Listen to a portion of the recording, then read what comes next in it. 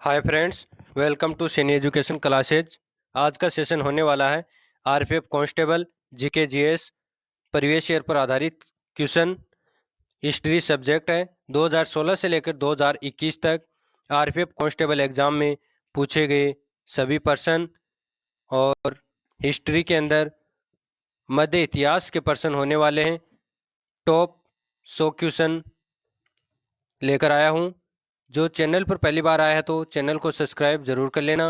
PDF पाने के लिए सैनी एजुकेशन क्लासेज का टेलीग्राम चैनल जरूर ज्वाइन कर लेना। और बताना चाहूँगा, आरपीएफ कांस्टेबल प्रीवियस ईयर पर आधारित हिस्ट्री सब्जेक्ट्स की प्राचीन भारत की क्लास अपडेट हो चुकी है। अभी तक नहीं देखे हो तो जाकर उसको ज़रूर देख लेना। और उससे पहले आरपीएफ एसआई एग्ज़ाम 2024 हाल ही में हुई है, उसके क्वेश्चन की class Saini education classes YouTube channel and Facebook page पे अपडेट हो चुकी है। अभी तक नहीं देखें तो जाकर ज़रूर देख लेना। आज का पहला क्वेश्चन होने वाला है, दिल्ली के निम्नलिखित में से किस लोकप्रिय सुल्तान ने अलाई दरवाज़ा का निर्माण किया था? इसका सही आंसर होगा अलाउद्दीन खिलजी ने। व्याख्या देखते हैं, क्लास में एंड तक जरूर बने रहेगा। अलाई दरवाज़ा का निर्माण अलाउद्दीन खिलजी ने करवाया था। उसने इसका निर्माण 1311 ईस्वी में कुवत उल इस्लाम मस्जिद के दक्षिण प्रवेश द्वार के रूप में किया था। यह भारत की सबसे पुरानी मस्जिद है और ये कुतुब मीनार के परिसर में स्थित है। नेक्स्ट क्वेश्चन है, खिलजी वंश का संस्थापक कौन था? इसका सही आंसर होगा जलालुद्दीन खिलजी। व्याख्या देखते हैं, जलालुद्दीन खिलजी 1290 से 1296 ईस्वी खिलजी का संस्थापक था। गुलाम वंश के अंतिम शासक शसुद्दीन कैमूर्स को मारकर उसने खिलजी वंश की स्थापना की थी। अपनी योग्यता के बल पर इसने सर ए जहांदार शाही अंगरक्षक का पद प्राप्त किया था तथा बाद में समाना का सूबेदार बना। नेक्स्ट क्वेश्चन है, कुतुबुद्दीन ऐबक की मौत कौन सा खेल खेलते समय हुई थी? इसका सही आंसर होगा चौगान। व्याख्या देखते हैं, कुतुबुद्दीन ऐबक की मृत्यु 1210 ईस्वी में लाहौर में चौगान पोलो खेलते समय घोड़े से गिरकर हुई थी। उसे लाहौर में दफनाया गया। कुतुबुद्दीन ऐबक मोहम्मद गौरी की दिल्ली सल्तनत में एक सेनापति था। कुतुबुद्दीन ऐबक की मृत्यु के बाद इसके पुत्र आराम शाह को शासित घोषित किया गया था। नेक्स्ट क्वेश्चन है, दिल्ली के किस सुल्तान को उसके शासन के दौरान साहसिक फैसले लेने के लिए जाना जाता है? इसका सही आंसर होगा मोहम्मद बिन तुगलक को।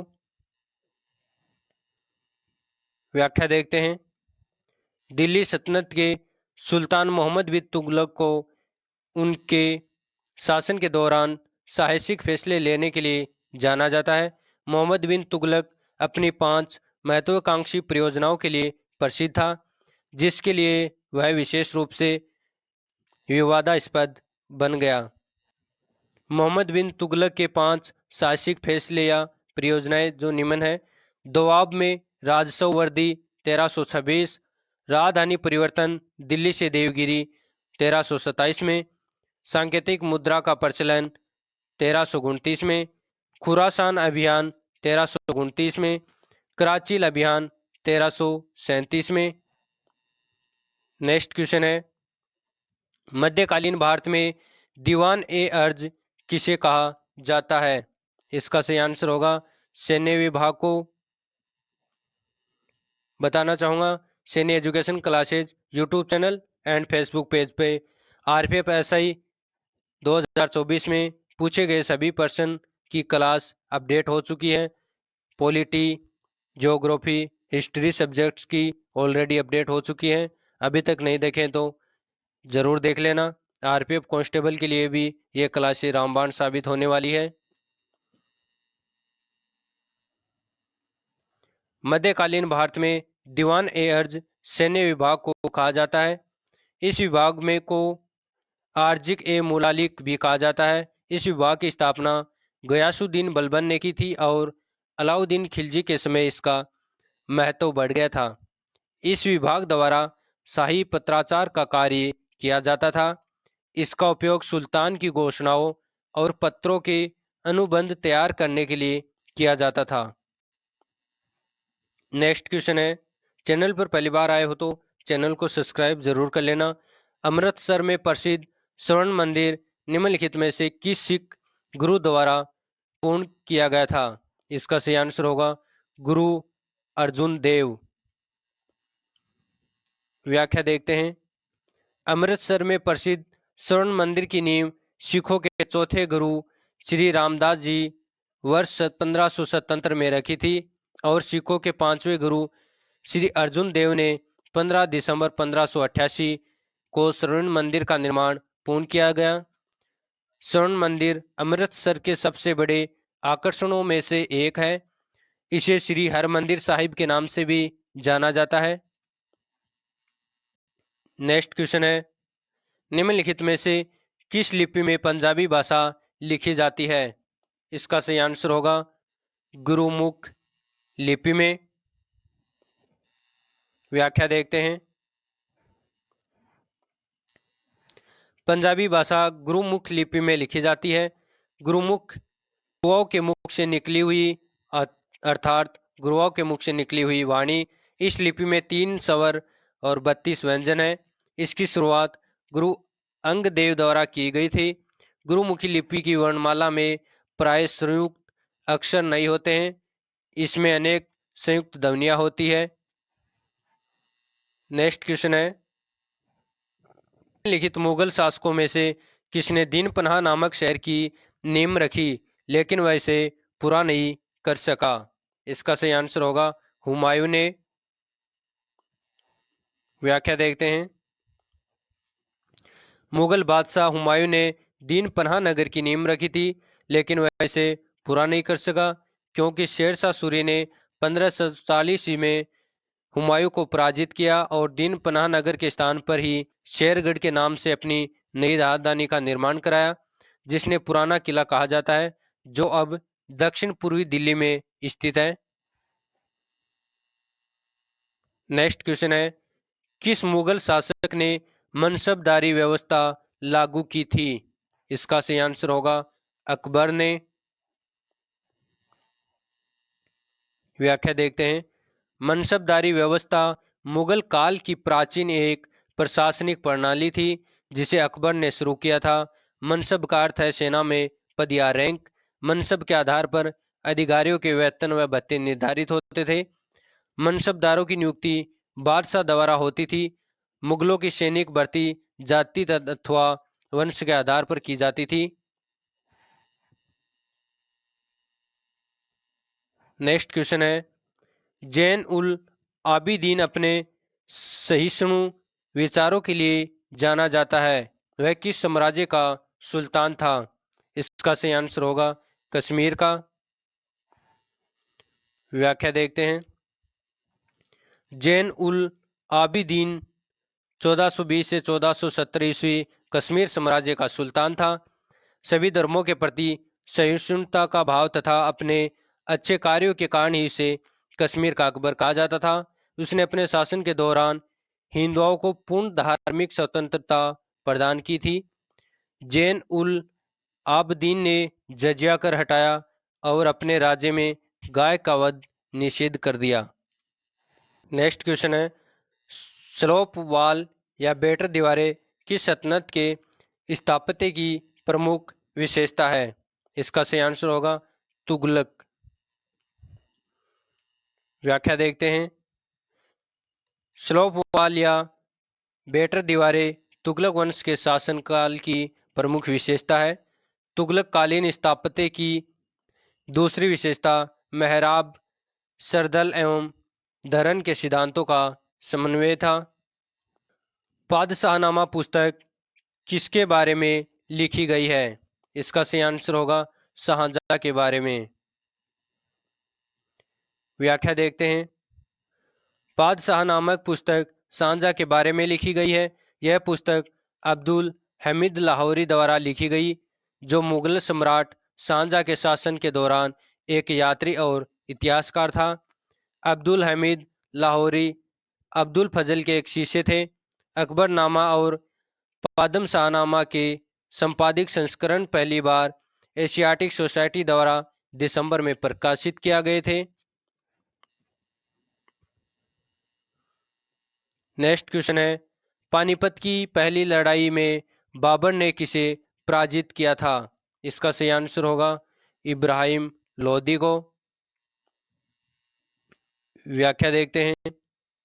पानीपत की पहली लड़ाई में बाबर ने इब्राहिम लोदी को पराजित किया था। यह उन पहली लड़ाइयों में से एक थी जिसमें बारूद, आग्नेयास्त्रों और मैदानी तोपखानों को लड़ाई में शामिल किया गया था। 1526 ईस्वी में काबुल के शासक बाबर की सेना ने दिल्ली के सुल्तान इब्राहिम लोदी की विशाल सेना को पानीपत के प्रथम युद्ध में 21 अप्रैल 1526 में हराया था। नेक्स्ट क्वेश्चन है, मध्यकालीन भारत में ग्रांड ट्रंक रोड किसके द्वारा बनाई गई? इसका सही आंसर होगा शेरशाह सूरी के द्वारा। नेक्स्ट क्वेश्चन है, भारत में वास्को डी गामा सर्वप्रथम कहाँ पर उतरा? इसका सही आंसर होगा कालीकट में। व्याख्या देखते हैं। भारत में वास्को डी गामा सर्वप्रथम 20 मई 1498 को केरल के कोझिकोड जिले के कालीकट कापुड़ गांव में पहुंचा। भारत पहुंचने पर कालीकट के तत्कालीन शासक जोमिरिन ने वास्को डी गामा को स्वागत किया था। उसके साथ व्यापार करने की संधि हुई।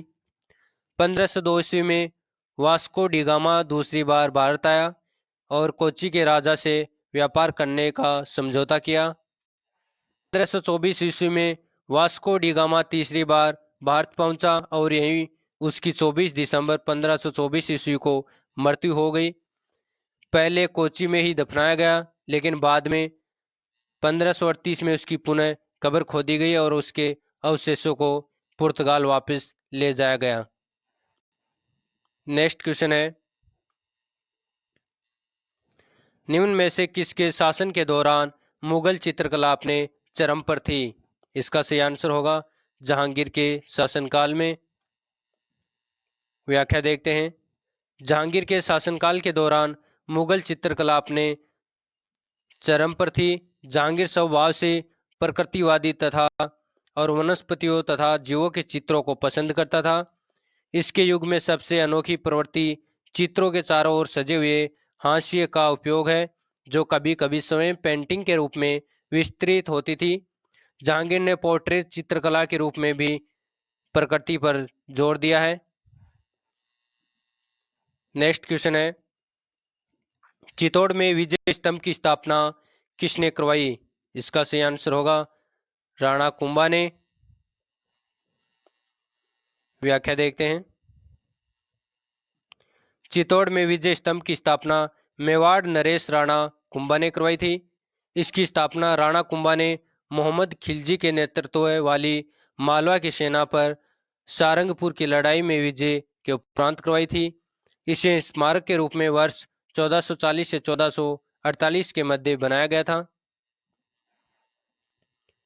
नेक्स्ट क्वेश्चन है, हुमायूंनामा किसके द्वारा रचित है? इसका सही आंसर होगा गुलबदन बेगम के द्वारा। नेक्स्ट क्वेश्चन है, चैनल पर पहली बार आए हो तो चैनल को सब्सक्राइब जरूर कर लेना। अल रूबनी ने अपनी पुस्तक किताब उल हिंद किस भाषा में लिखी थी? इसका सही आंसर होगा अरबी भाषा में। व्याख्या देखते हैं। अल रूबनी ने अपनी पुस्तक किताब उल हिंद अरबी भाषा में लिखी थी। यह किताब धर्म और दर्शन, उत्सव, खगोल विज्ञान व रीति रिवाजों और प्रथाओं तथा माप विधियों, मूर्तिकला, विज्ञान के नियमों आदि जैसे विषयों पर आधारित 80 अध्यायों में विभाजित एक व्यापक ग्रंथ है। अल रूबनी इस्लामी स्वर्ण युग के दौरान एक ईरानी विद्वान था। इसे विभिन्न नामों से भी जाना जाता है। नेक्स्ट क्वेश्चन है, मोहम्मद गोरी की सेना और पृथ्वीराज चौहान के बीच 2 बार युद्ध हुआ, जिसमें किस युद्ध की दूसरी लड़ाई 1192 में पृथ्वीराज चौहान हार गए और इसके राज्य पर कब्जा कर लिया गया था। इसका सही आंसर होगा तराइन का द्वितीय युद्ध। व्याख्या देखते हैं।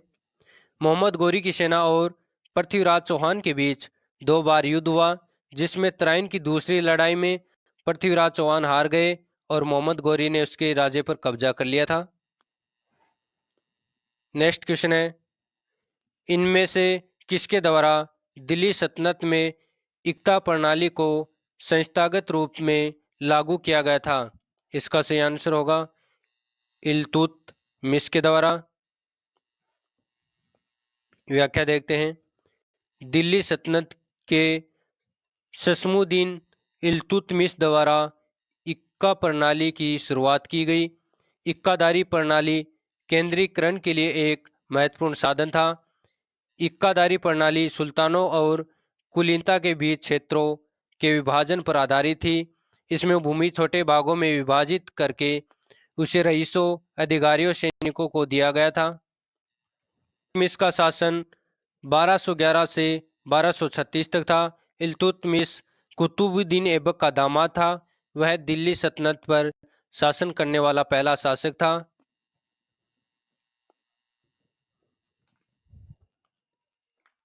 नेक्स्ट क्वेश्चन है, किसके बीच की अवधि को दिल्ली सल्तनत की अवधि के रूप में जाना जाता है? इसका सही आंसर होगा 1206 से 1526 ईस्वी। व्याख्या देखते हैं। 1206 से 1526 ईस्वी तक के बीच की अवधि को दिल्ली सल्तनत की अवधि के रूप में माना जाता है। दिल्ली सल्तनत पर मुख्यतः 5 राजवंशों ने शासन किया था, जिन राजवंशों का मुगलों द्वारा दमन कर दिया गया था। दिल्ली सल्तनत के प्रमुख राजवंश गुलाम वंश 1206 से 1290 ईस्वी, खिलजी वंश 1290 से 1320 ईस्वी, तुगलक वंश 1320 से 1414 ईस्वी, सैयद वंश 1414 से 1451 तक, लोधी वंश 1451 से 1526 तक। वंश और वर्ष जरूर याद कर लेना, एग्जाम में पूछे जाते हैं बहुत बार। नेक्स्ट क्वेश्चन है, निम्नलिखित में से दिल्ली सल्तनत का सही क्रम क्या है? इसका सही आंसर होगा पहले गुलाम वंश, फिर खिलजी, फिर तुगलक और फिर लोधी वंश। नेक्स्ट क्वेश्चन है, किस ईस्वी में कुतुबुद्दीन ऐबक ने खुद को दिल्ली का सुल्तान घोषित कर दास राजवंश के शासन की शुरुआत की थी? इसका सही आंसर होगा 1206 ईस्वी में। व्याख्या देखते हैं। 1206 ईस्वी में कुतुबुद्दीन ऐबक ने खुद को दिल्ली का सुल्तान घोषित कर राजवंश के शासन की शुरुआत की थी। कुतुबुद्दीन ऐबक मोहम्मद गौरी का गुलाम था, जो अपने मालिक की मृत्यु के पश्चात शासक बना और 1206 ईस्वी में दास वंश की स्थापना की। कुतुबुद्दीन ऐबक ने दिल्ली में कुतुब मीनार के नाम से प्रसिद्ध 238 फीट ऊंची मंजिल का निर्माण करवाया था। अलाउद्दीन खिलजी के शासन काल में राज्य द्वारा निम्नलिखित में से किस प्रकार का कर नहीं लगाया गया था? इसका सही आंसर होगा लघु उद्योगों पर कर।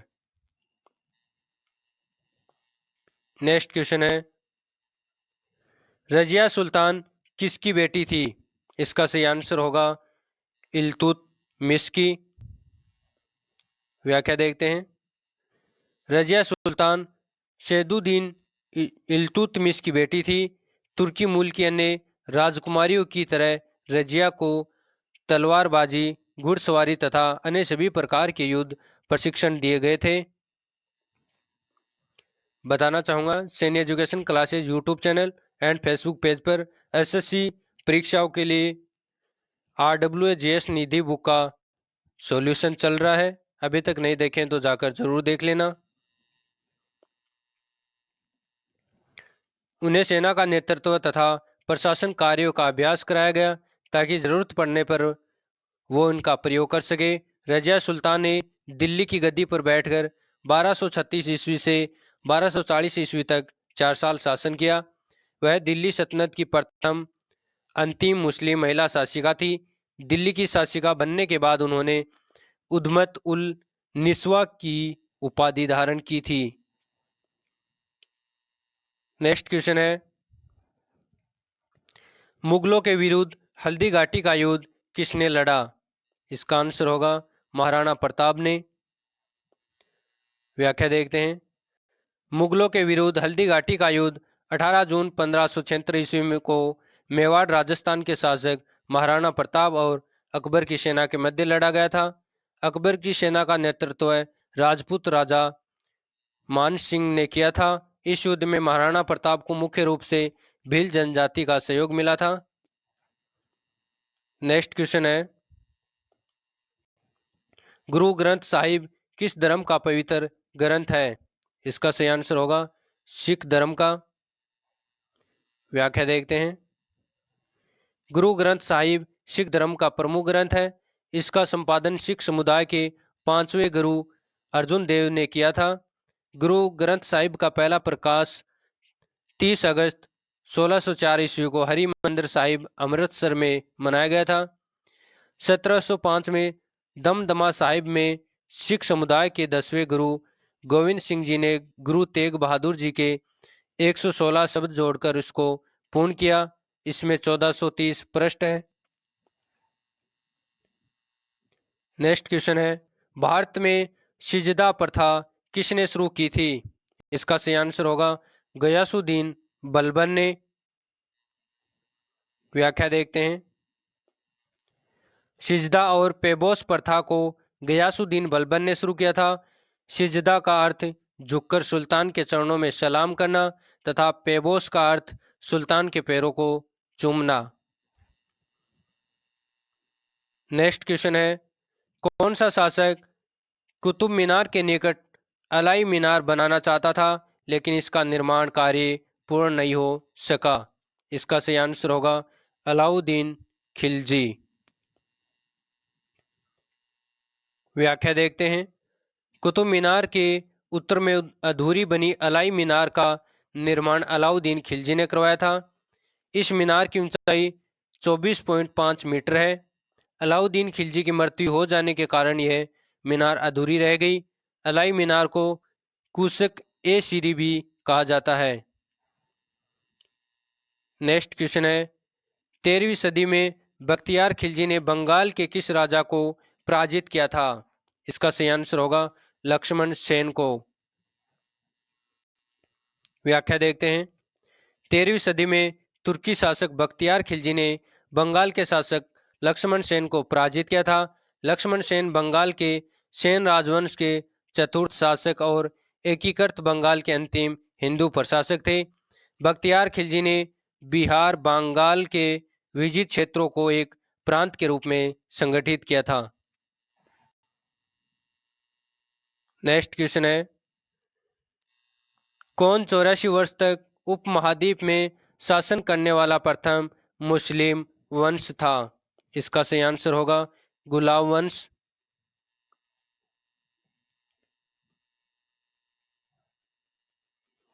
व्याख्या देखते हैं। गुलाम वंश या मामूलक वंश मध्यकालीन भारत का एक प्रमुख राजवंश था। गुलाम वंश का पहला शासक कुतुबुद्दीन ऐबक था, जिसे मोहम्मद गौरी ने पृथ्वीराज चौहान को हराने के बाद भारत के प्रदेशों का सूबेदार नियुक्त किया था। मध्यकालीन भारत की प्रथम महिला शासिका रजिया सुल्तान थी। नेक्स्ट क्वेश्चन है, निम्नलिखित में से कौन अलाउद्दीन खिलजी का प्रसिद्ध दास था? इसका सही आंसर होगा मलिक काफूर। व्याख्या देखते हैं। मलिक काफूर अलाउद्दीन खिलजी का प्रसिद्ध दास था। यह अलाउद्दीन खिलजी की सेना में एक जनरल था। यह पहले एक दास था, लेकिन उसके द्वारा किए गए असाधारण कार्यों के कारण वह सामान्य रैंक पर पहुंच गया। अलाउद्दीन खिलजी के जनरल नुसरत खान ने इसे खरीदने के लिए 1000 दिनार का भुगतान किया और मलिक काफूर को 1000 दिनारी भी कहा जाता है। नेक्स्ट क्वेश्चन है, वेनिस का एक प्रसिद्ध यात्री कौन था? इसका सही आंसर होगा मार्को पोलो। व्याख्या देखते हैं। वेनिस का एक प्रसिद्ध यात्री मार्को पोलो था। मार्को पोलो एक इतालवी व्यापारी, खोजकर्ता और लेखक थे। मार्को पोलो ने वर्ष 1271 में 1295 ईस्वी के मध्य सिल्क रोड से एशिया की यात्रा की। इसकी यात्रा से संबंधित तथ्य the travel of Marco Polo में दर्ज किए गए हैं। नेक्स्ट क्वेश्चन है, निम्नलिखित में से किसने अपने हमलों में प्रसिद्ध सोमनाथ मंदिर के साथ अन्य मंदिरों को 17 बार लूटा और नष्ट किया? इसका सही आंसर होगा मोहम्मद गजनी। व्याख्या, मोहम्मद गजनी ने हमलों में प्रसिद्ध सोमनाथ मंदिर के साथ अन्य मंदिरों को 17 बार लूटा और नष्ट किया तथा हर बार इसका पुनर्निर्माण कराया। नेक्स्ट क्वेश्चन है, फिरोज शाह तुगलक ने किस प्रसिद्ध शहर का गठन किया था? इसका सही आंसर होगा हिसार का। व्याख्या देखते हैं। फिरोज शाह तुगलक ने हिसार शहर का गठन किया था। फिरोज शाह तुगलक मोहम्मद बिन तुगलक का चचेरा भाई और उसने वर्ष 1351 से 1388 तक शासन किया था। फिरोज शाह तुगलक ने 4 नए कर लगाए। खरात जो भूमि कर था, जजिया धर्म कर था, जकात संपत्ति कर था, खम्स युद्ध में लूटे गए माल पर कर था। फिरोज शाह तुगलक ने 2 नए सिक्के अदा और बिक चलाए। फिरोज शाह तुगलक अपनी राजधानी को सुशोभित करने के लिए 2 अशोक स्तंभ, एक अंबाला से तथा दूसरा मेरठ से लाया। फिरोज शाह तुगलक ने फिरोजपुर, फतेहाबाद, जौनपुर जैसे कई शहरों की स्थापना की थी। नेक्स्ट क्वेश्चन है, निम्नलिखित भक्ति संतों में से किसने पुष्टि मार्ग के दर्शन को प्रतिपादित किया? इसका सही आंसर होगा वल्लभाचार्य। व्याख्या देखते हैं। वल्लभाचार्य ने पुष्टि मार्ग के दर्शन का प्रतिपादन किया। पुष्टि मार्ग एक आराधना का स्वरूप है जिसमें श्री कृष्ण भगवान की उपासना की जाती है। पुष्टि मार्ग भक्ति का मार्ग है जिसका उल्लेख भगवत गीता में मुक्ति प्राप्त करने के लिए प्रत्यक्ष और सरलतम दृष्टिकोण के रूप में किया गया है।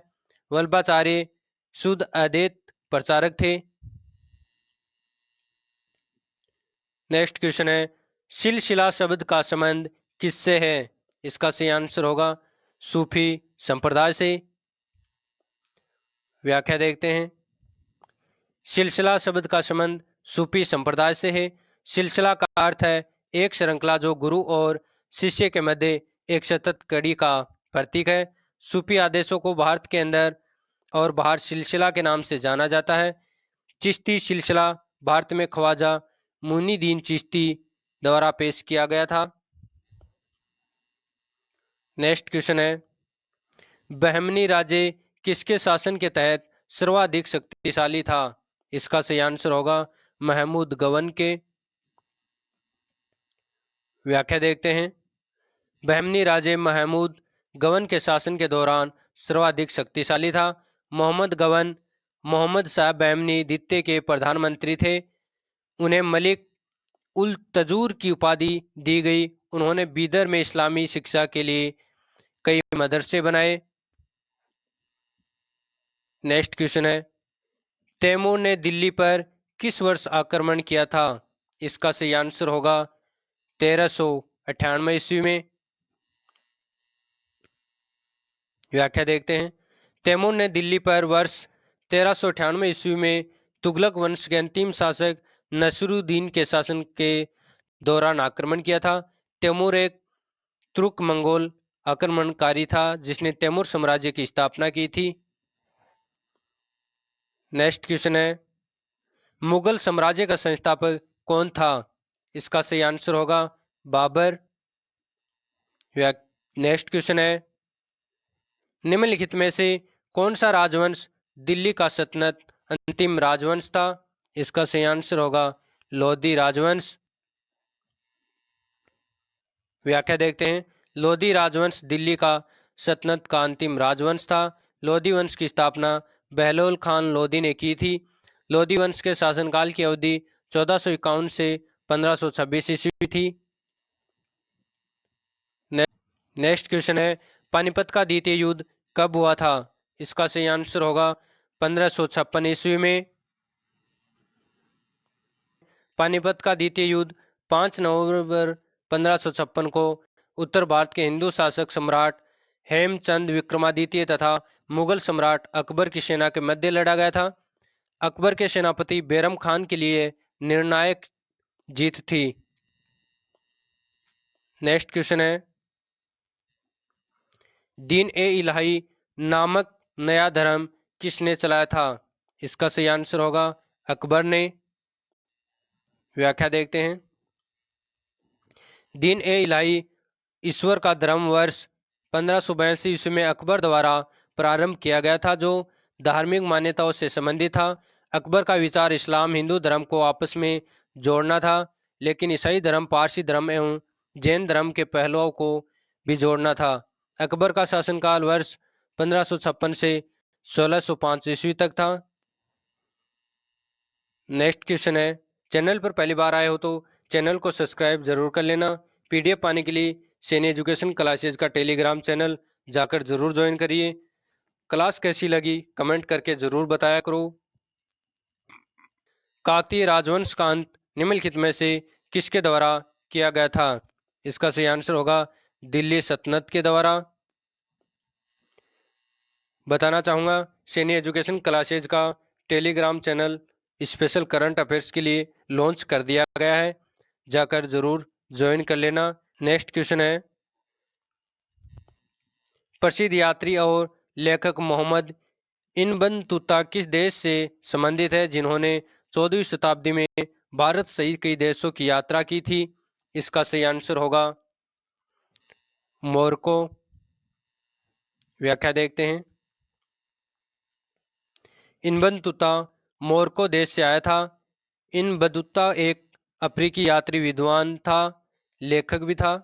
उत्तरी अफ्रीका के मोरक्को देश के प्रसिद्ध नगर तांजीर में 24 फरवरी 1304 में इसका जन्म हुआ था। इब्न बतूता का पूरा नाम मोहम्मद बिन अब्दुल्ला इब्न बतूता था। इसने लगभग 75,000 मील की यात्रा तय की थी। अपनी यात्रा के दौरान इब्न बतूता मोहम्मद बिन तुगलक के शासनकाल में वर्ष 1333 ईस्वी में भारत आया था। नेक्स्ट क्वेश्चन है, दिल्ली सल्तनत का सबसे अधिक विस्तार किसके शासनकाल में देखा गया है? इसका सही आंसर होगा मोहम्मद बिन तुगलक के शासनकाल में। व्याख्या देखते हैं। दिल्ली सल्तनत का सबसे अधिक विस्तार मोहम्मद बिन तुगलक के शासनकाल में देखा गया है। मोहम्मद बिन तुगलक मध्यकालीन सभी सुल्तानों में सर्वाधिक शिक्षित, विद्वान एवं योग्य शासक था। मोहम्मद बिन तुगलक ने 26 वर्ष तक दिल्ली पर शासन किया था। नेक्स्ट क्वेश्चन से पहले बताना चाहूँगा, सैनी एजुकेशन क्लासेज का स्पेशल करंट अफेयर्स के लिए टेलीग्राम चैनल लॉन्च कर दिया गया है। टेलीग्राम चैनल का नाम है करंट अफेयर्स जीके जीएस। अभी तक ज्वाइन नहीं किए हो तो जाकर जरूर ज्वाइन कर लेना। नेक्स्ट क्वेश्चन है, फुतूहात ए फिरोजशाही में किसकी प्रशासनिक उपलब्धियों का विवरण दिया गया है? इसका सही आंसर होगा फिरोज शाह तुगलक की। व्याख्या देखते हैं।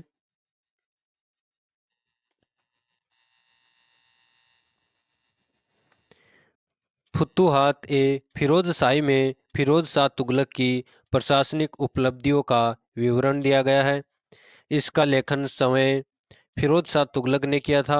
उसने अपने शासनकाल में चांदी एवं तांबे के मिश्रण से निर्मित सिक्के चलाए थे, जिन्हें अद्दा एवं बिख कहा जाता था। नेक्स्ट क्वेश्चन है, निम्नलिखित में से किसने साहित्य अमुक्त माध्य पर मध्ययुगीन ग्रंथ संकलित किया है? इसका सही आंसर होगा कृष्ण देव राय ने। व्याख्या देखते हैं। प्रसिद्ध साहित्य अमुक्तमाल्यद पर मध्ययुगीन ग्रंथ कृष्णदेवराय द्वारा संकलित किया गया है। मुक्तमाल्यद तेलुगु भाषा में लिखित है। कृष्णदेवराय ने जम्बावती कल्याण भी लिखा। ये एक काव्य ग्रंथ है जिसमें भगवान विष्णु और देवी अंदातल के विवाह के बारे में वर्णन किया गया है। कृष्णदेवराय तुलु वंश के सबसे महान शासक थे। वे स्वयं एक कवि और कवियों के संरक्षक थे जिन्हें अष्टदिग्गज के नाम से भी जाना जाता है। नेक्स्ट क्वेश्चन है, किस साम्राज्य की स्थापना 1347 में हसन गंगू ने की थी? इसका सही आंसर होगा बहमनी साम्राज्य की। व्याख्या देखते हैं। बहमनी साम्राज्य दक्कन का एक इस्लामी राज्य था। बहमनी साम्राज्य की स्थापना 3 अगस्त 1347 ईस्वी को एक तुर्क अफगान सूबेदार अलाउद्दीन बहमन शाह हसन गंगू ने की थी। इसका प्रतिद्वंदी हिंदू विजय साम्राज्य था। बहमन शाह उर्फ हसन गंगू पहला मुस्लिम शासक था जिसने हिंदुओं से जजिया का लेने का निर्णय किया था। नेक्स्ट क्वेश्चन है, निम्न में से कौन सा यात्री कृष्णदेवराय के दरबार में आया था? इसका सही आंसर होगा डोमिंगो पेस। व्याख्या देखते हैं।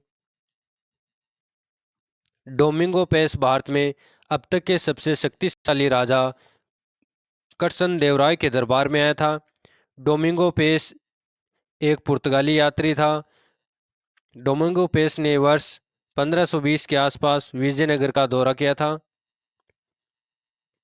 नेक्स्ट क्वेश्चन है, भक्ति की किस शाखा के अंतर्गत ईश्वर के निराकार रूप की परिकल्पना की गई है? इसका सही आंसर होगा निर्गुण की। व्याख्या देखते हैं। भक्ति की निर्गुण शाखा के अंतर्गत ईश्वर के निराकार रूप की परिकल्पना की गई है। इस शाखा के भक्ति कवि निर्गुणवादी थे, राम की उपासना करते थे और गुरु को बहुत सम्मान देते थे तथा जाति पाति के भेदों को अस्वीकार करते थे। यह वैकल्पिक साधनों पर बल देते हैं। नेक्स्ट क्वेश्चन है, दिल्ली के प्रसिद्ध शहर श्री का निर्माण निम्न में से किसने कराया? इसका सही आंसर होगा अलाउद्दीन खिलजी ने। दिल्ली के प्रसिद्ध शहर श्री का निर्माण अलाउद्दीन खिलजी ने कराया था और यह किसी मुस्लिम शासक द्वारा बसाया गया पहला शहर था। तुर्की लोगों की नकल करते हुए श्री किले का निर्माण किया गया था। अलाउद्दीन खिलजी ने दिल्ली और संपूर्ण भारत पर मंगोलों के आक्रमणों से बचाव के लिए श्री के किले का निर्माण किया था। नेक्स्ट क्वेश्चन है, निम्नलिखित में से कौन सा स्मारक शाहजहां द्वारा नहीं बनाया गया है? इसका सही आंसर होगा पंचमहल। और ताजमहल, लाल किला, मयूर सिंहासन शाहजहां द्वारा बनाए गए हैं। व्याख्या देखते हैं। शाहजहां द्वारा पंचमहल का निर्माण नहीं कराया गया है। अकबर द्वारा निर्मित पंचमहल की वास्तुकला एक बौद्ध मंदिर से प्रेरित थी। अकबर ने अपने विश्राम और मनोरंजन के लिए अनिवार्य रूप से पंचमहल का उपयोग करता था। नेक्स्ट क्वेश्चन है, हरिहर और बुक्का ने किस प्रसिद्ध साम्राज्य की स्थापना की थी? इसका सही आंसर होगा विजयनगर की। व्याख्या देखते हैं। चैनल पर पहली बार आए हो तो चैनल को सब्सक्राइब जरूर कर लेना। आरपीएफ कांस्टेबल की एग्ज़ाम अभी चल रही है तो उस एग्ज़ाम के लिए महत्वपूर्ण होने वाला है। क्लास में अंत तक जरूर बने रहेगा। हरिहर बुक्का द्वारा विजयनगर साम्राज्य की स्थापना 1336 ईस्वी में की गई थी। विजयनगर साम्राज्य दक्षिण भारत के पठार क्षेत्र में स्थित है। निम्न प्रसिद्ध शासकों में से कौन तुलु राजवंश से संबंधित है? इसका सही आंसर होगा कृष्णदेवराय।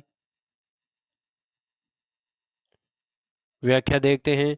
कृष्णदेवराय तुलु राजवंश से संबंधित है। तुलु राजवंश विजयनगर साम्राज्य का तीसरा राजवंश है। तुलु राजवंश की स्थापना वीर नरसिंह द्वारा 1505 ईस्वी में की गई थी।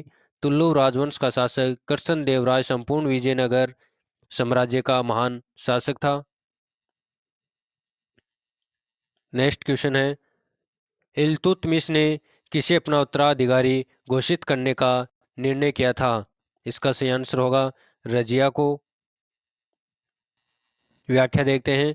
इल्तुत ने रजिया को अपना उत्तराधिकारी घोषित किया था। रजिया इल्तुतमिश की पुत्री थी।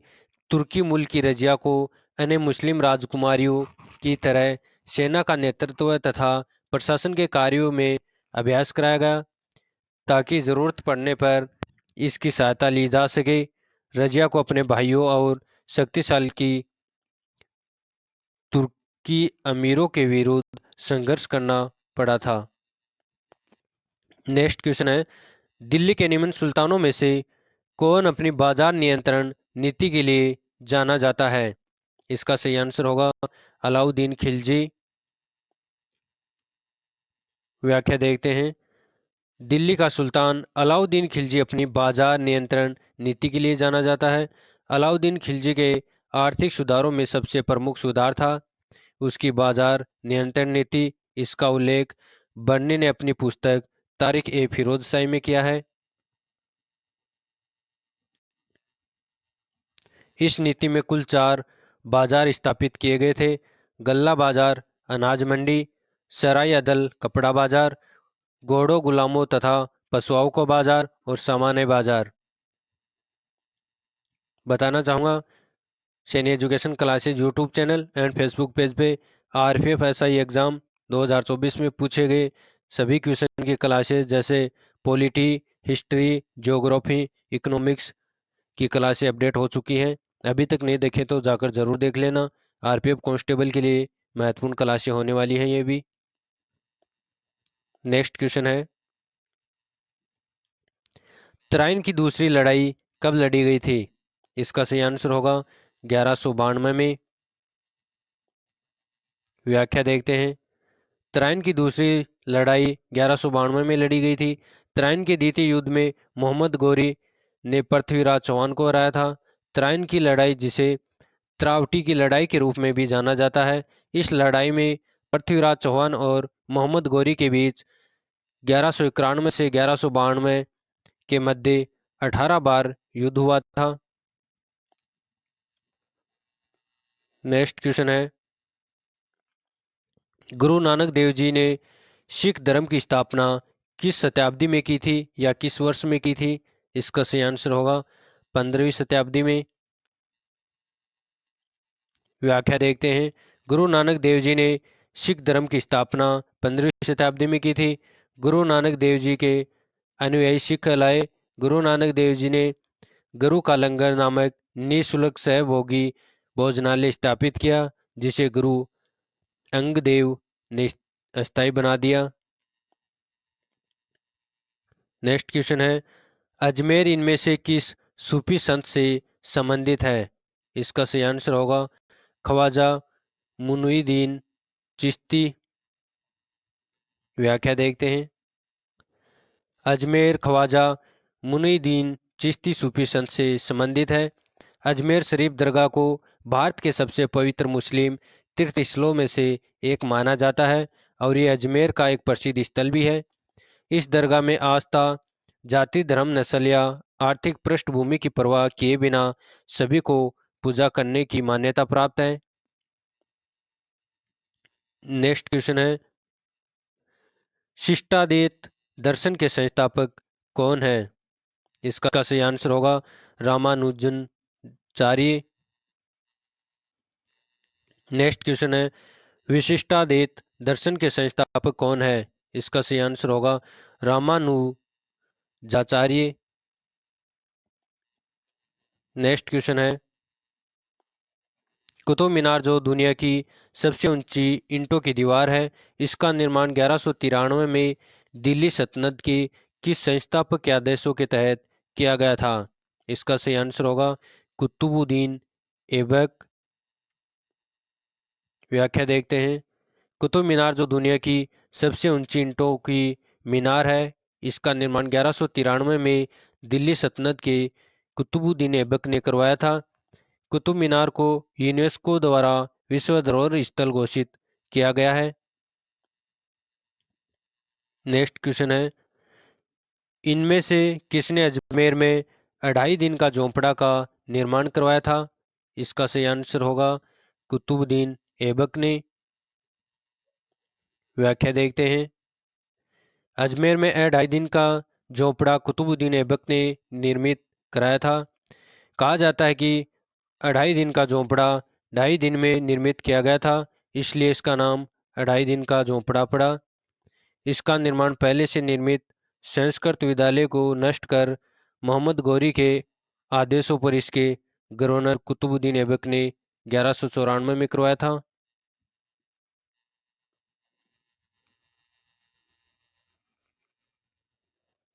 नेक्स्ट क्वेश्चन है, इब्राहिम लोदी 1526 में पानीपत की पहली लड़ाई में किसके द्वारा मारा गया था? सही आंसर होगा बाबर के द्वारा। व्याख्या देखते हैं। इब्राहिम लोदी 1526 में पानीपत की पहली लड़ाई में बाबर द्वारा मारा गया था। यह युद्ध 21 अप्रैल 1526 ईस्वी को पानीपत में लड़ा गया था। पानीपत वह स्थान है जहां 12वीं शताब्दी के बाद उत्तर भारत के नियंत्रण को लेकर कई निर्णायक युद्ध लड़े गए थे। नेक्स्ट क्वेश्चन है, निम्न में से कौन खिलजी वंश का प्रथम शासक था? इसका सही आंसर होगा जलालुद्दीन फिरोज खिलजी। व्याख्या देखते हैं। खिलजी वंश का प्रथम शासक जलालुद्दीन फिरोज खिलजी था। जलालुद्दीन फिरोज खिलजी ने अपनी जीवन एक सैनिक के रूप में शुरू किया था। अपनी योग्यता के बल पर उसने सर-ए-जहांगीर शाही अंगरक्षक का पद प्राप्त किया तथा बाद में समाना का सूबेदार बना। नेक्स्ट क्वेश्चन है, प्रसिद्ध जामा मस्जिद का निर्माण किस शासक द्वारा कराया गया था? इसका सही आंसर होगा शाहजहां के द्वारा। व्याख्या देखते हैं। जामा मस्जिद का निर्माण शाहजहां द्वारा कराया गया था। दिल्ली की जामा मस्जिद को बनने में 12 वर्ष लग गए। इसका निर्माण 1644 ईस्वी में शुरू हुआ था और 1656 ईस्वी में बनकर तैयार हुई थी। शाहजहां इस्लामी वास्तुकला के एक प्रसिद्ध संरक्षक थे। नेक्स्ट क्वेश्चन है, चैनल पर पहली बार आए हो तो चैनल को सब्सक्राइब जरूर कर लेना। पीडीएफ पाने के लिए सैनी एजुकेशन क्लासेज का टेलीग्राम चैनल जाकर जरूर ज्वाइन कर लेना। दिल्ली के किस सुल्तान ने टका और जित्तल सिक्कों को प्रचलित किया था? इसका सही आंसर होगा इल्तुतमिश ने। व्याख्या देखते हैं। दिल्ली के सुल्तान इल्तुतमिश ने टका और जित्तल सिक्कों को प्रचलित किया। इल्तुतमिश कुतुबुद्दीन ऐबक का उत्तराधिकारी था। वह दिल्ली सल्तनत का तीसरा शासक था जो मामलुक वंश से संबंधित था। इसने लाहौर के स्थान पर दिल्ली को अपनी राजधानी बनाया था। नेक्स्ट क्वेश्चन है, प्रसिद्ध रचना तूतीनामा किसके शासनकाल में रची गई थी? इसका सही आंसर होगा अकबर के शासनकाल में। व्याख्या देखते हैं। प्रसिद्ध रचना तूतीनामा अकबर के शासनकाल में रची गई थी। तूतीनामा, जिसका शाब्दिक अर्थ है एक तोते की दास्तां, तूतीनामा फारसी भाषा में 52 कहानियों का एक संग्रह है जिसे जिया अल्लुद्दीन नक्साबी द्वारा लिखा गया था। नेक्स्ट क्वेश्चन है, तुगलकाबाद शहर की स्थापना किसने की थी? इसका सही आंसर होगा गयासुद्दीन तुगलक ने। व्याख्या देखते हैं। तुगलकाबाद शहर की स्थापना गयासुद्दीन तुगलक ने की थी। इसका शासनकाल 1320 से 1325 ईस्वी तक रहा था। तुगलकाबाद किला दिल्ली के 7 शहरों में तीसरा शहर है। इसके अवशेष कुतुब मीनार से 8 किलोमीटर पूर्व में स्थित हैं। तुगलकाबाद किले का निर्माण 1320 से 1325 ईस्वी के मध्य हुआ था। इस किले में आदिल शाह का किला भी बना हुआ है। नेक्स्ट क्वेश्चन है, चैनल पर पहली बार आए हो तो चैनल को सब्सक्राइब जरूर कर लेना। श्री गुरु गोविंद सिंह जी ने किस वर्ष में खालसा पंथ की स्थापना की थी? इसका सही आंसर होगा 1699 में। व्याख्या देखते हैं। गुरु गोविंद सिंह जी ने वर्ष 1699 ईस्वी में खालसा पंथ की स्थापना की थी। यह वैशाली का दिन था। इस दिन उन्होंने 5 प्यारों को अमृत पान करवाकर खालसा पंथ की स्थापना की और 5 प्यारों के हाथों से खुद भी अमृत पान किया था। नेक्स्ट क्वेश्चन है, विठुल मंदिर स्मारकों के इनमें से किस समूह में शामिल है? इसका सही आंसर होगा हम्पी में स्थित स्मारकों के समूह है। व्याख्या देखते हैं। हम्पी में स्थित स्मारकों के समूह में विट्ठल मंदिर शामिल है। विट्ठल मंदिर का निर्माण 15वीं शताब्दी में विजयनगर साम्राज्य के शासकों में से एक देवराय द्वितीय के शासनकाल में हुआ था। विट्ठल मंदिर भगवान विट्ठल विष्णु भगवान को समर्पित है। विट्ठल मंदिर भारतीय वास्तुकला की द्रविड़ शैली में बनाया गया है। नेक्स्ट क्वेश्चन है, निम्नलिखित विकल्पों में से उस विकल्प का चयन करें जो मुगल सम्राटों के कालक्रम को सही क्रम में दर्शाता है। इसका सही आंसर होगा अकबर, जहांगीर, शाहजहां का करेक्ट आंसर है। नेक्स्ट क्वेश्चन है, निम्न में से किस वंश के शासकों को सुल्तान नहीं कहा जाता था?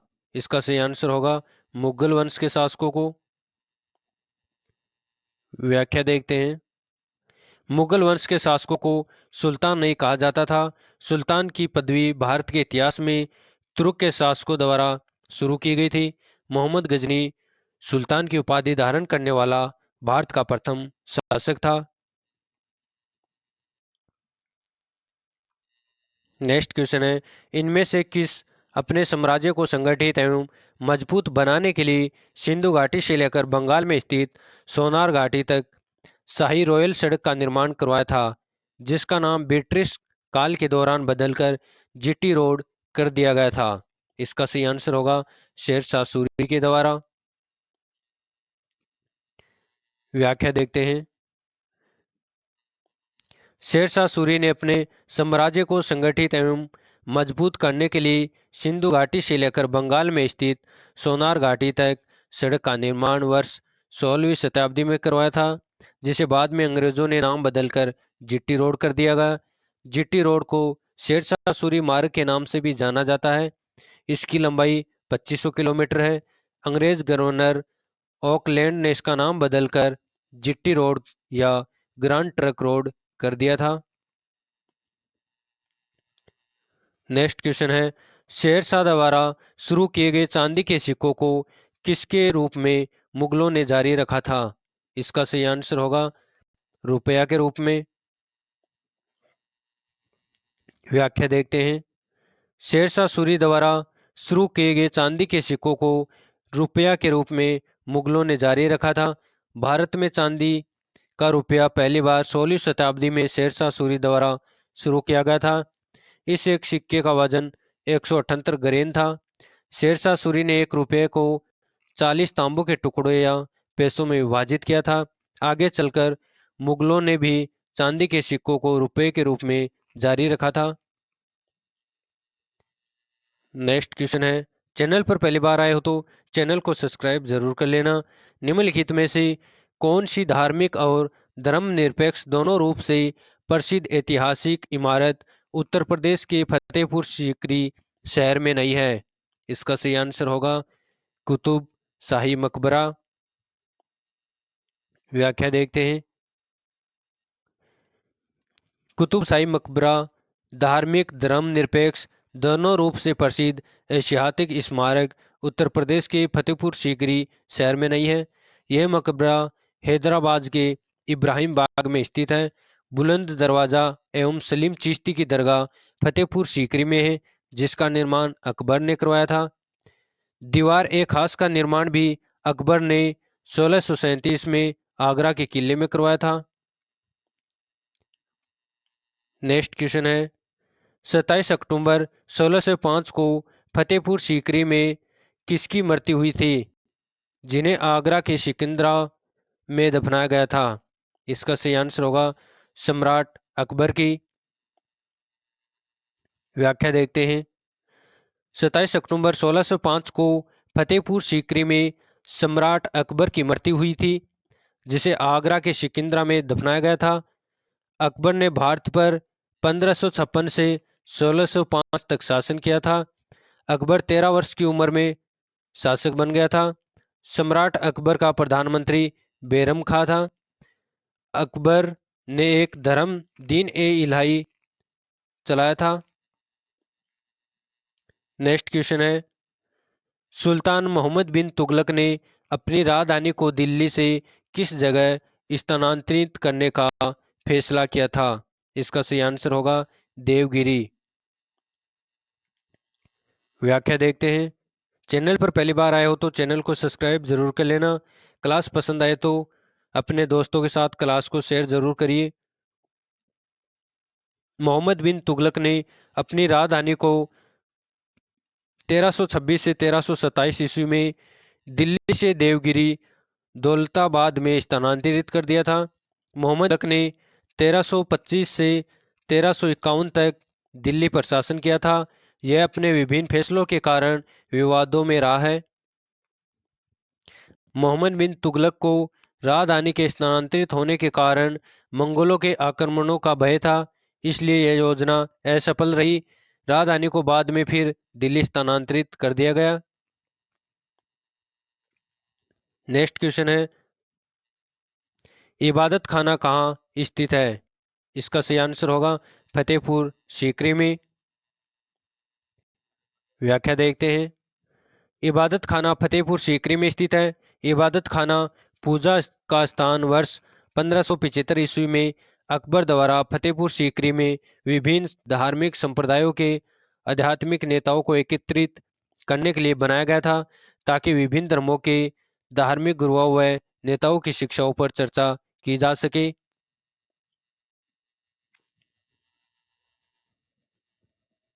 नेक्स्ट क्वेश्चन है, मध्ययुगीन काल में सरकी राजाओं ने अटाला मस्जिद को किस स्थान पर बनवाया था? इसका सही आंसर होगा जौनपुर में। व्याख्या देखते हैं। मध्ययुगीन काल में सरकी राजाओं ने अटाला मस्जिद को जौनपुर में बनवाया था। जौनपुर भारत के उत्तर प्रदेश राज्य का एक प्रमुख ऐतिहासिक स्थल है। अटाला मस्जिद जौनपुर में स्थित एक प्रसिद्ध मस्जिद है। इस मस्जिद को सरकी राजवंश के शासक इब्राहिम शाह ने 1408 ईस्वी में बनवाया था। नेक्स्ट क्वेश्चन है, किताब उल रहला पुस्तक किसके द्वारा लिखी गई है? इसका सही आंसर होगा इब्न तूता के द्वारा। नेक्स्ट क्वेश्चन है, अहमदनगर की किस रानी ने सम्राट अकबर के खिलाफ लड़ाई लड़ी थी? इसका सही आंसर होगा चांद बीवी ने। व्याख्या देखते हैं। अहमदनगर की रानी चांद बीबी ने सम्राट अकबर के खिलाफ लड़ाई लड़ी थी। चांद बीबी को चांद सुल्तान तथा चांद खातून नाम से भी जाना जाता है। इसने बीजापुर अहमदनगर की संरक्षिका के रूप में शासन किया था। चांद बीबी को सबसे ज़्यादा सम्राट अकबर की मुगल सेना से अहमदनगर की रक्षा के लिए जाना जाता है। नेक्स्ट क्वेश्चन है, हल्दी घाटी का युद्ध कब लड़ा गया था? इसका सही आंसर होगा 1576 ईस्वी में।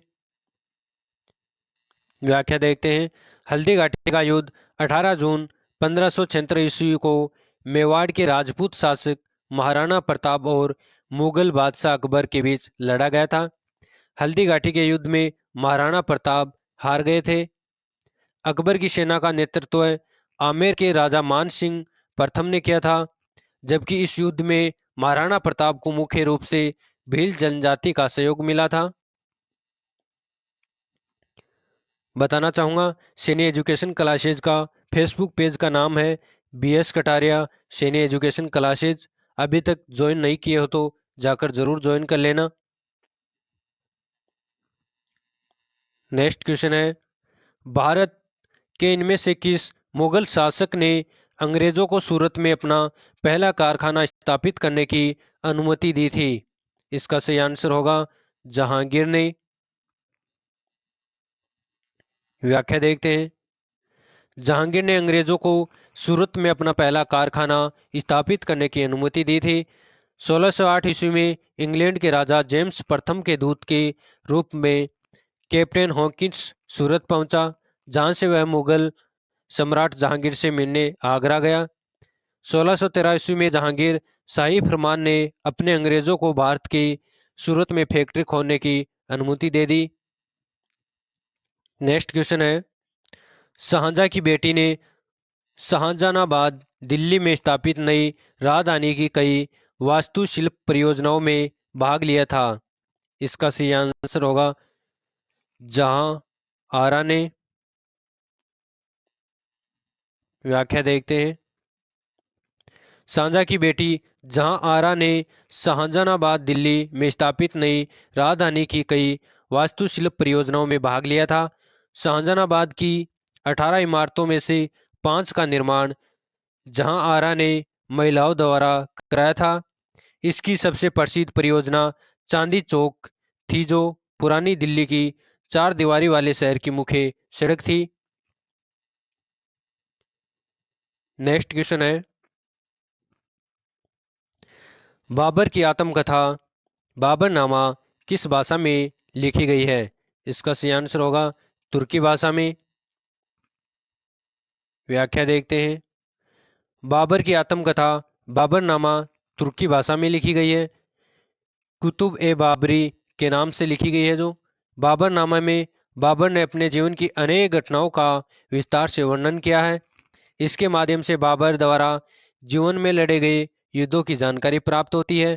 बाबरनामा में बाबर द्वारा पानीपत, खानवा, चंदेरी युद्धों में अपनाई गई तुगलकमा युद्ध प्रणाली व अन्य युद्ध नीतियों का सही से वर्णन किया गया है। नेक्स्ट क्वेश्चन है, किस वर्ष में औरंगजेब की मृत्यु के बाद भारत के विभिन्न हिस्सों में मुगल प्रशासकों के तहत कई क्षेत्रीय साम्राज्य सत्ता में आए? इसका सही आंसर होगा 1707 ईस्वी में। व्याख्या देखते हैं। 1707 ईस्वी में औरंगजेब की मृत्यु के बाद भारत के विभिन्न हिस्सों में मुगल शासकों के तहत कई क्षेत्रीय साम्राज्य सत्ता में आए, जिसके कारण पर्शिया के नादिर शाह, अहमद शाह अब्दाली आक्रमणकारी भारत पर आक्रमण करने आए। औरंगजेब की मृत्यु के बाद औरंगजेब का साम्राज्य कमजोर पड़ गया और एक उत्तराधिकारी साम्राज्य को संभाल नहीं सका।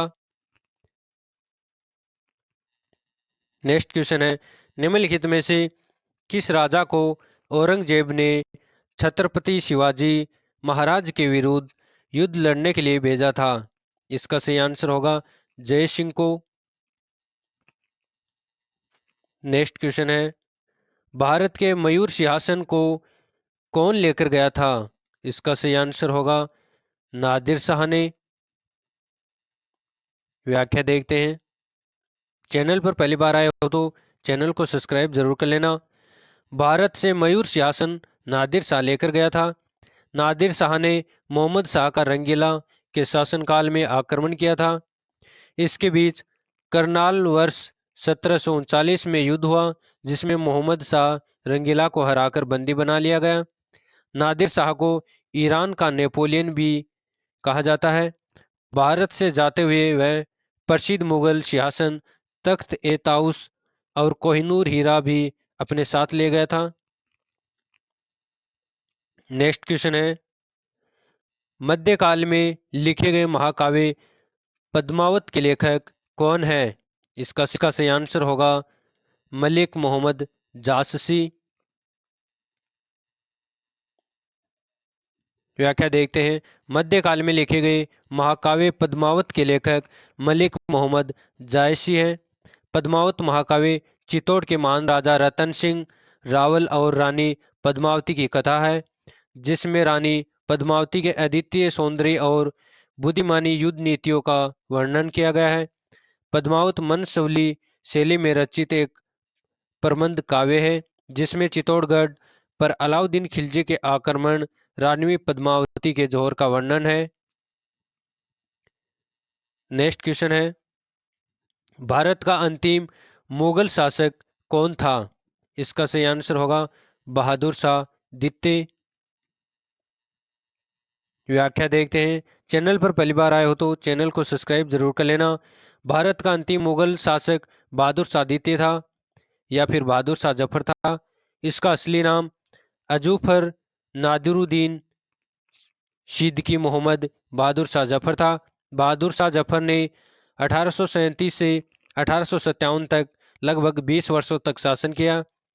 1857 क्रांति बहादुर शाह जफर ने भारत का नेतृत्व अंग्रेजों के विरुद्ध किया और अंग्रेजों से हारने के बाद अंग्रेजों ने बहादुर शाह जफर को बंदी बना लिया। बहादुर शाह जफर की मृत्यु 7 नवंबर 1862 ईस्वी को रंगून में हुई थी। नेक्स्ट क्वेश्चन है, दिल्ली के प्रसिद्ध शासक फरीद को अन्य किस नाम से जाना जाता है? इसका सही आंसर होगा शेरशाह के नाम से। व्याख्या देखते हैं। दिल्ली के प्रसिद्ध शासक फरीद को शेरशाह के नाम से जाना जाता है। 1539 में फरीद खान को शेरशाह की उपाधि से सम्मानित किया गया था। 1540 ईस्वी में चौसा की लड़ाई हुमायूं को हराकर और उसके बाद उसने सम्राट के रूप में शेरशाह की उपाधि धारण की थी। बहार खान लोहानी ने फरीद खान को शेर खान की उपाधि से सम्मानित किया क्योंकि इसने तलवार के एक वार से बाघ को मार डाला था। नेक्स्ट क्वेश्चन है, सलीम चिश्ती का मकबरा इनमें से किस शहर में स्थित है? इसका सही आंसर होगा फतेहपुर सीकरी में। व्याख्या देखते हैं। शेख सलीम चिश्ती का मकबरा उत्तर प्रदेश के फतेहपुर सीकरी शहर में स्थित है। शेख सलीम चिश्ती के मकबरे का निर्माण अकबर ने करवाया था। शेख सलीम चिश्ती एक सूफी संत थे। शेख सलीम चिश्ती ने अकबर को आशीर्वाद दिया और जल्द ही उनके 3 बेटों में से एक का जन्म हुआ। अकबर ने शेख सलीम चिश्ती के सम्मान में अपने पहले बेटे का नाम सलीम या जहांगीर रखा था। नेक्स्ट क्वेश्चन है, ताजमहल की सजावट के लिए मुख्यतः किस वास्तु तकनीक का इस्तेमाल किया गया है? इसका सही आंसर होगा पिएट्रा डयूरा का। व्याख्या देखते हैं। ताजमहल की सजावट के लिए मुख्यतः पिएट्रा डयूरा नामक वास्तु तकनीकी का इस्तेमाल किया गया है। पिएट्रा डयूरा जैसे पच्चीकारी भी कहा जाता है। अत्यधिक पॉलिश किए गए रंगीन पत्थरों का उपयोग करके छवियों को बनाने के लिए काटने और जड़ने की तकनीकी लिए प्रयुक्त एक शब्द है। पिएट्रा डयूरा तकनीकी का पहली बार उपयोग 16वीं शताब्दी में रोम में किया गया था और बाद में इटली के फ्लोरेंस में इस तकनीकी को विकसित किया गया है। नेक्स्ट क्वेश्चन है, निम्नलिखित में से किसका निर्माण शाहजहां द्वारा नहीं करवाया गया था? इसका सही आंसर होगा बुलंद दरवाजा का। व्याख्या देखते हैं। बुलंद दरवाजा का निर्माण शाहजहां ने नहीं करवाया था। बुलंद दरवाजे को अकबर ने गुजरात पर विजय प्राप्त करने की याद में 1602 ईस्वी में बनवाया था। बुलंद दरवाजा का दूसरा नाम भव्यता का द्वार या गौरव का द्वार है। इसकी ऊंचाई 54 मीटर है। इसके अलावा अन्य इमारतों लाल किला, जामा मस्जिद, शालीमार बाग के साथ साथ मोती मस्जिद, वजीर खान मस्जिद, हसन साल में मिनी कुतुब मीनार का निर्माण शाहजहां ने करवाया था। बताना चाहूँगा Saini education classes YouTube channel and Facebook page पे आरपीएफ एसआई 2024 में पूछे गए सभी प्रश्न जैसे पॉलिटी, हिस्ट्री, ज्योग्राफी, इकोनॉमिक्स की क्लासेज अपडेट हो चुकी हैं।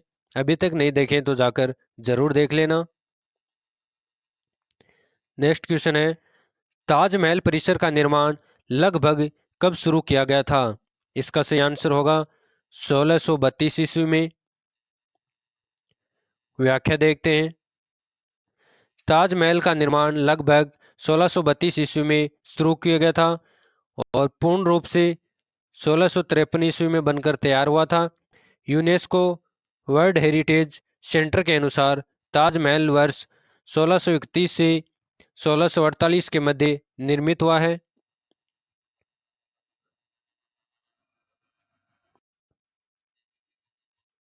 नेक्स्ट क्वेश्चन है, कर्नाटक का मैसूर पैलेस किस राजवंश का आधिकारिक निवास था? इसका सही आंसर होगा वाडियार वंश का। व्याख्या देखते हैं। कर्नाटक का मैसूर पैलेस वाडिया राजवंश का आधिकारिक निवास था। 1612 ईस्वी में विजयनगर के शासक वेंकटदित्य ने मैसूर के सरदार वाडियार को राजा की उपाधि दी थी। कालांतर में वाडियार वंश के शासकों ने स्वतंत्र रूप से मैसूर पर शासन किया था। नेक्स्ट क्वेश्चन है, मुगल कालीन प्रसिद्ध गायक तानसेन किस भारतीय संगीत शैली से संबंध रखते थे? इसका सही आंसर होगा ध्रुपद से। व्याख्या देखते हैं। मुगल कालीन प्रसिद्ध गायक तानसेन भारतीय संगीत की ध्रुपद गायन शैली के समर्थ गायक थे। तानसेन की जन्मभूमि ग्वालियर और कर्मभूमि रीवा रही है। आज ये गुजरी महल साम्राज्य के रूप में है, जिसमें संगीत की गौरवशाली परंपरा के शिलालेख मौजूद हैं। तानसेन एक महान संगीतकार थे। वह मुगल सम्राट अकबर के दरबार में उनके नवरत्नों में एक थे। अकबर ने तानसेन को मियाँ का शीर्षक दिया है। नेक्स्ट क्वेश्चन है, उत्तर प्रदेश में कौन सा स्मारक नहीं है? इसका आंसर है सफदरगंज का मकबरा। व्याख्या देखते हैं। सफदरगंज व्याख्या देखते हैं। सफदरगंज